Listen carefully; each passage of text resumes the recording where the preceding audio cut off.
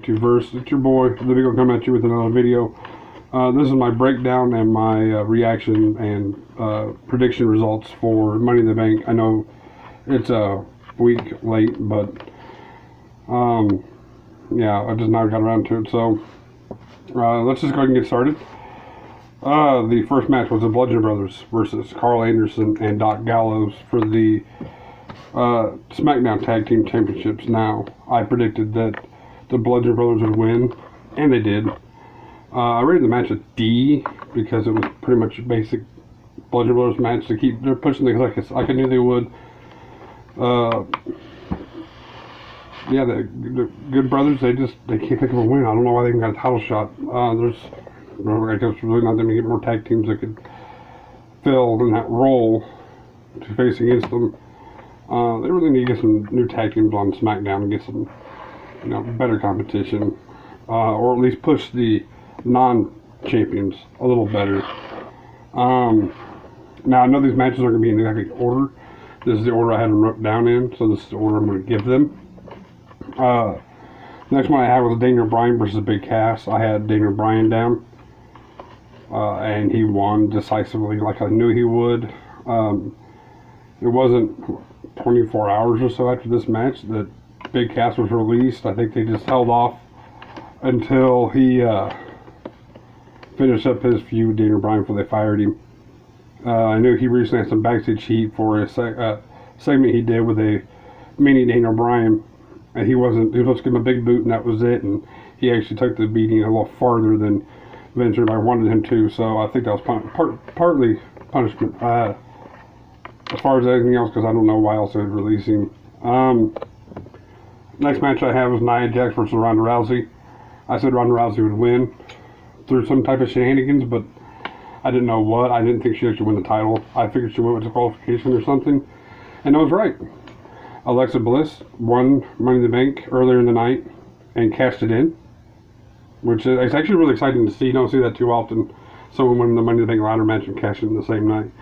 It adds a lot of fun and excitement, and it adds another level too. You never know exactly when someone can cash in or not. So actually, I like that. Ronda got the win via disqualification, which I knew they were going to try to ride this like undefeated streak to make her a real threat. Plus, going forward now, you're going to have Ronda Rousey against Alexa Bliss, which I think that's a lot better matchup between the two.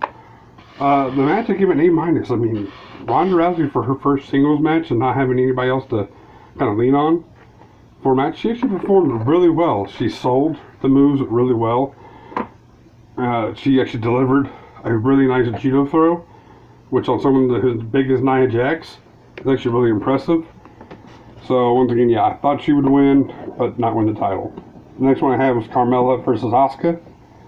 Now I had Asuka down for this because I wanted to see, Asuka finally win the title, and I wanted her to win in dominant fashion. I didn't get that one right. Carmella did win because James Ellsworth, Mr. No Chin, he decided to distract Asuka by wearing her getup, which is, her reaction was really, really weird to me. She acted like it was like some kind of person from her past, or maybe something that actually, had her like, oh no, who could it be? Look, and like she was screaming no for some reason. It just came across as like not being distracted. If she looked, she should have just looked confused, like she didn't know what was going on, who was in her costume. That would have been a lot better than screaming no.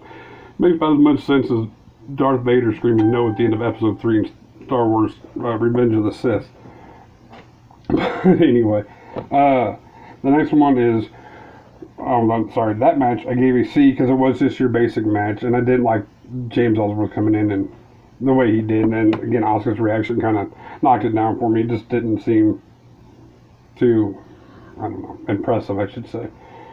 The next one is Roman Reigns versus Jinder Mahal.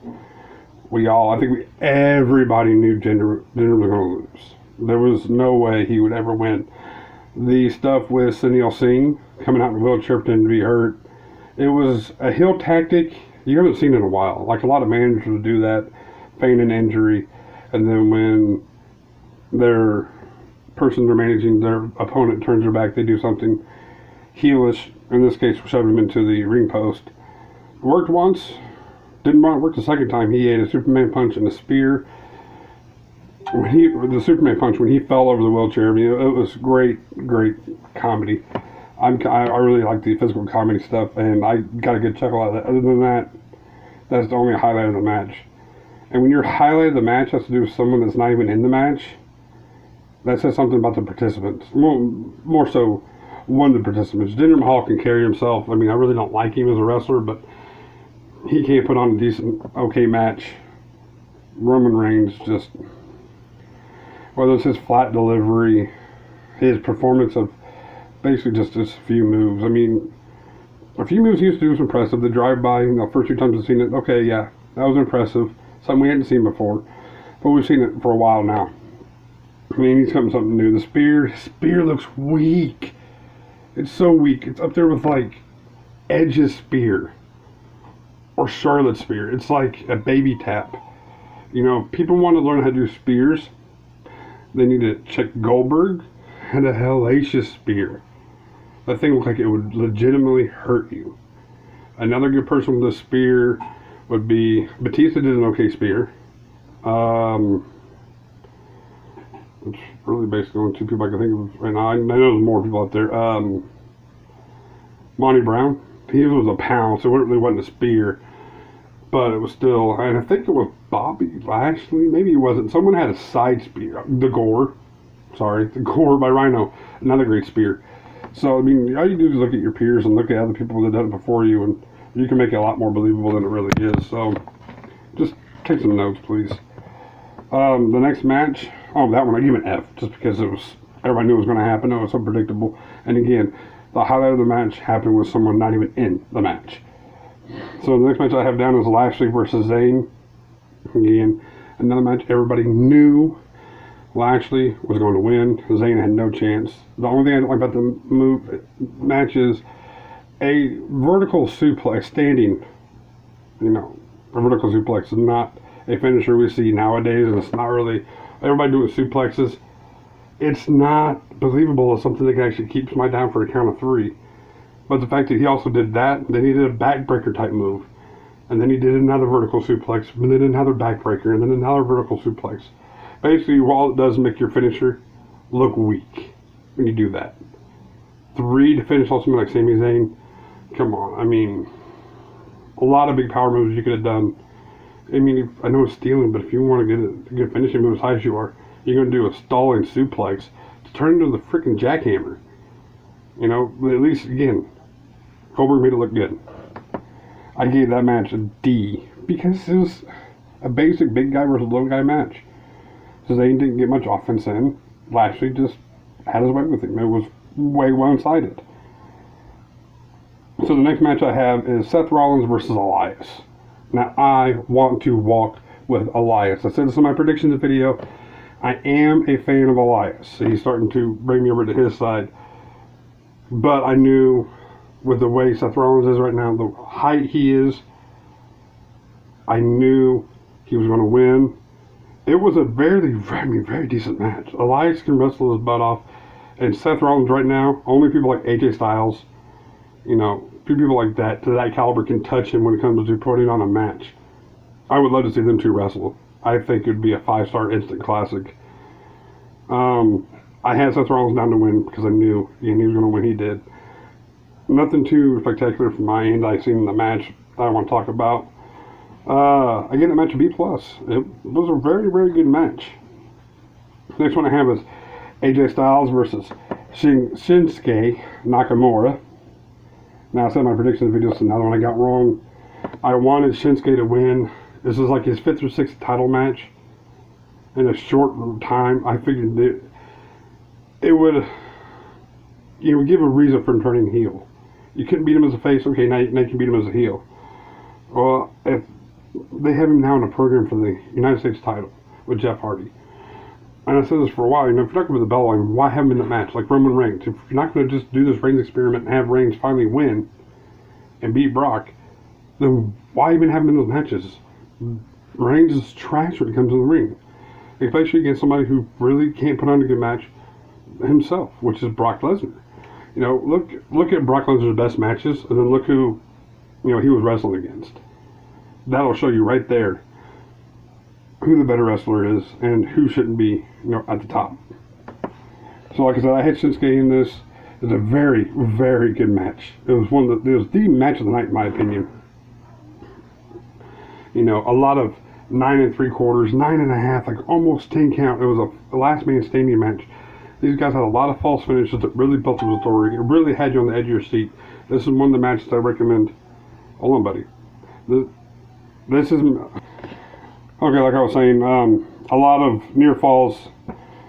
You know, a lot of almost 10 counts. The guys getting back up. The action went out to the crowd. They went through announce tables. You know, in the ring, out of the ring. It was everywhere. It was a very, very good match to kept you on your seat. You know, you didn't know which way it was going to go. And then AJ hits what has to be the nut shot heard around the world. That thing sounded so loud, like a gunshot. I had to bring everybody in my house. I had to stop and rewind to make them all listen to it because it was sick sounding. And the fact that AJ used that to beat Nakamura, because Nakamura's been using it on everybody. You know, king of the nut shots, not king of the strong shot no more, king of the nut shots. So it was nice to see AJ get that little measure of revenge. It would have been nicer, like everyone's been saying, to see him, you know, wear a cup and kind of trick Shinsuke and be like, dude, you keep hitting with these nut shots, and it's not going to work anymore. But it was nice to see him use the nut shot into a phenomenal forearm from the inside of the ring to the outside through the announce table and barely getting up himself to finish the match. I gave that an A. I don't know what else. They couldn't do much more to make the match better. If it's not rated as a 5-star match, it's got to be damn close. And if it's not close, I don't know what, you know, WWE could do to actually get a 5-star match. So the next one is the women's Money in the Bank ladder match. Lana, Natalya, Alexa Bliss, Charlotte, Ember Moon, Becky Lynch, Naomi, and Sasha Banks. I had Charlotte down. I thought they were going to do something with her and Asuka. I thought they were going to do something, you know, let a face win last year. Carmella won. Or technically, like James Ellsworth, his name didn't cross my mind. I can't hardly think of half the time. Technically, he won the first Women's Money in the Bank ladder match, and then the next night on Raw they had to redo it, and Carmella won, officially becoming the first winner. So, you know, I had Charlotte think that they could do a lot more things. They had Alexa actually win, and then she was going to cash in just a little bit later in that night Ronda Rousey match, like I talked about earlier. So I get that one wrong. Can't get them all right. I gave that, you know, again an A+. The women's ladder match, I mean, as women matches go, as far as most of the men's matches go, I mean, that was good. I didn't think they could top it. The men's, I believe, topped it. Barely, but they topped it. I'm going to get into that right now, actually. The men's Money in the Bank ladder match was Samoa Joe, Kevin Owens, Bobby Roode, Braun Strowman, The Miz, Rusev, Finn Balor, and like I predicted, I got it right. It was Kofi Kingston from the New Day. It was too easy to be seen. I didn't believe for a second it was going to be Big E. Didn't think it was going to be Xavier Woods. I knew it was going to be Kofi Kingston. So I did get that one right. That was a good one for me. I had Samoa Joe down because I want to see him in the title picture. He puts on hell of good matches. I've been a fan of his since TNA. Ring of Honor, you know, he had a lot of great matches with CM Punk when they were both coming up in Ring of Honor. So I want him in the title picture. I think he deserves it. But my absolute favorite wrestler right now on Monday Night Raw, Braun Strowman, is now the monster in the bank when he's looking to cash in on Brock, if Brock ever decides to show up. But let's face it, we probably won't see his face again until SummerSlam, if we're lucky. Match was great. At one point, you know, Samoa Joe screamed at Kevin Owens to get his ass up the ladder to try to jump on Braun through a table. Braun fights his way up. Kevin kind of knows he's kind of screwed. He looks. Kevin Owens' facial expressions, you know, you immediately understand what he's thinking and where he is, again, emotional state, where he's at exactly. And the look in his eyes when he realized that Braun was coming up after him was simply priceless. He tried to go down. Braun got him by the wrist, pulled him back up, and I can't remember exactly what he said, but I know it was funny. Braun's one of the funniest guys in wrestling right now. So he grabs him and he flips him off this like 30-foot ladder through a table. There was no chance of Kevin Owens winning that match after that point. So, you know, he tries to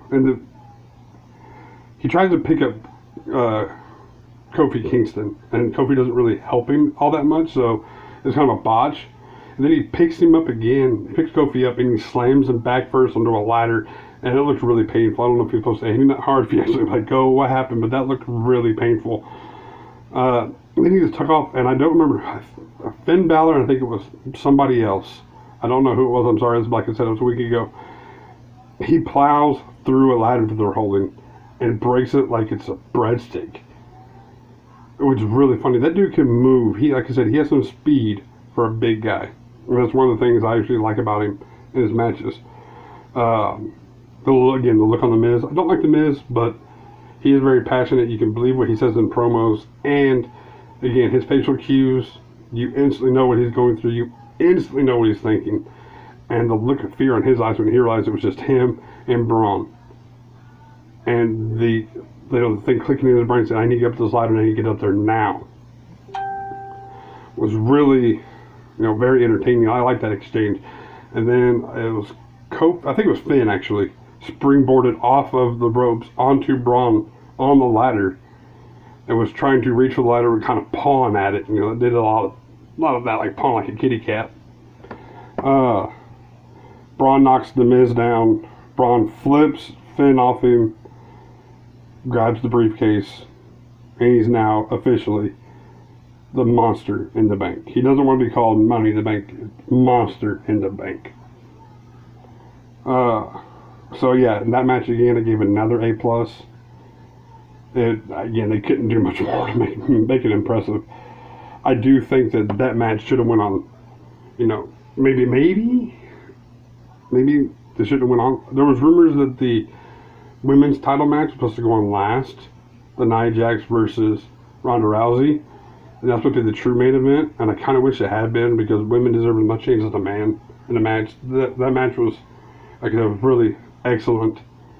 On the flip side, the men's title match could have went on last.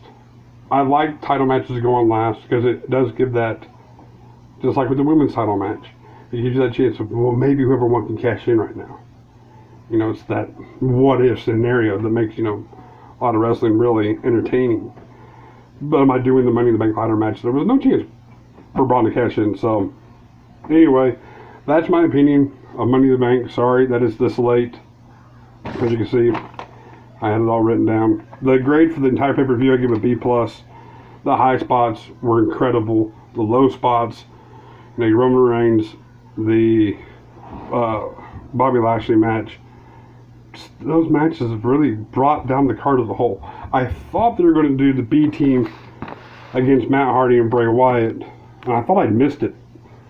But apparently they're saving that for Extreme Rules. So if you like this video, please give it a thumbs up.